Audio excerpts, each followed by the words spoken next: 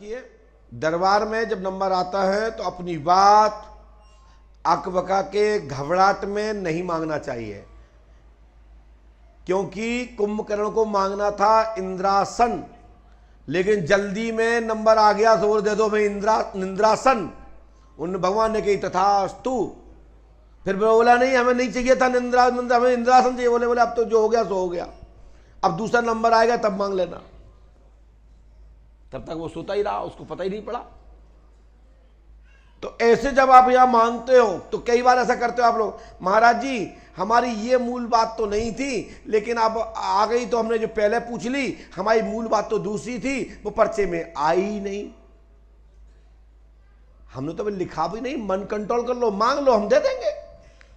आप लायक होगा तो बता देंगे कि ऐसा हो जाएगा, और नहीं होगा तो कह देंगे बेटा अभी आपके भाग्य में नहीं है, इसके लिए मेहनत करो, समय आने पर हो जाएगा। लेकिन मांगने पर और खोजने पर हर चीज मिल जाती है। बगल वाला नहीं देगा तो उसके आगे वाला देगा, आगे वाला नहीं देगा तो उसके और आगे वाला देगा, या उसके पीछे वाला ही कोई और देगा, लेकिन मांगोगे तो कहीं ना कहीं मिल जाएगा,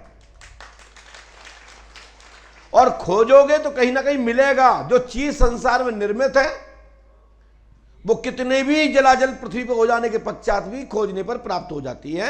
ऐसा ये प्रकृति का नियम है।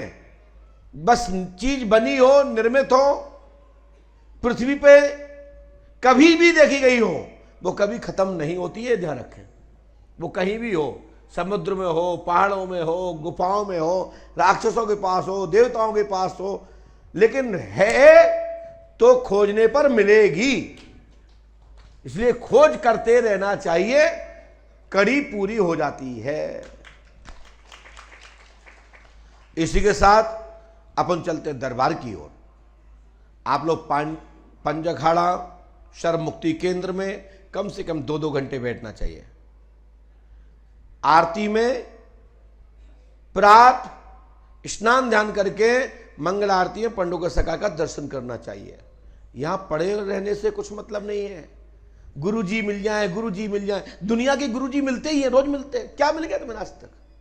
क्योंकि वो अपने आप कुछ शंभु बनते हैं, और मैं शंभु हूं नहीं, मैं भगवान नहीं हूं, बहुत छोटा सा, बहुत तन्हा छोटा सा व्यक्ति हूं।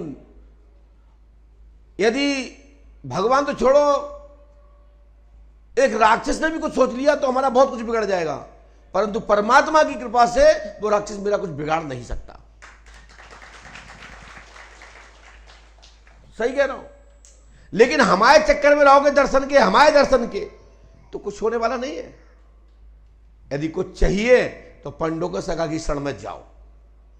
यही सत्य है, और यही सही है, और यही सत्य मंत्र है। उनकी शरण में जाओ। हाथीवान महाराज की चौखट पे सिर रखो। यदि किसी से रोना है, कुछ मांगना है, तो वो पंडों का सरकार देने में समर्थ है। हम मात्र बता सकते हैं, वो भी टूटी फूटी, उसमें भी गारंटी 100% की नहीं है। पूर्णता यदि कुछ चाहिए तो वो पूरी कोई दुकान है, कोई खजाना है, तो वो हनुमान जी पंडों का सरकार है और हाथीवान महाराज के द्वारा प्राप्त हो सकती है। तो आप हमसे जो पूछ रहे हैं, हम तो आपको कड़ी जोड़ रहे हैं। बस आप निर्मल मन से आइए, हम आपको बताने के लिए तैयार हैं। और निर्मल से निर्मल होकर बाबा ने 2 आंसू दिल से बहा दीजिए।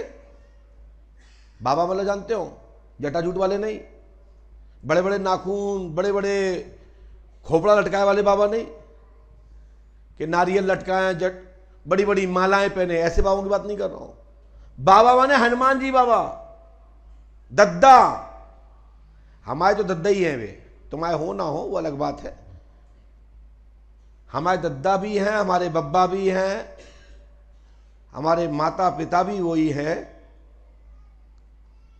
ये तो सब लौकिक संसार का चक्र है, उसमें सब एक दूसरे के रिश्ते होते हो, अलग विषय है। लेकिन हमारे दद्दा और हमारे बाबा के पास आप झुक गए ना मन से, आप मेरे से शिकायत करने लायक नहीं बचोगे, काम पहले ही हो जाएगा।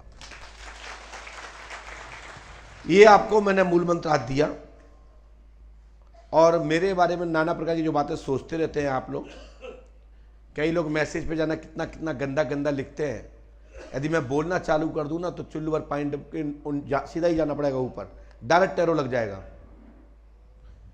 यदि मन से हमने एक भी कुछ थोड़ी सी क्रिया का प्रयोग कर दिया,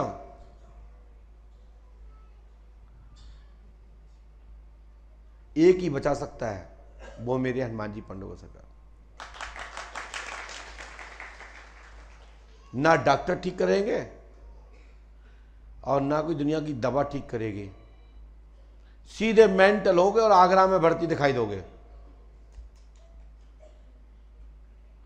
जिन्होंने इस प्रकार के मैसेज लिखते हैं ना, मैं जवाब नहीं देता हूं, इसका मतलब ये नहीं कि तुम कुछ भी लिखते रहो।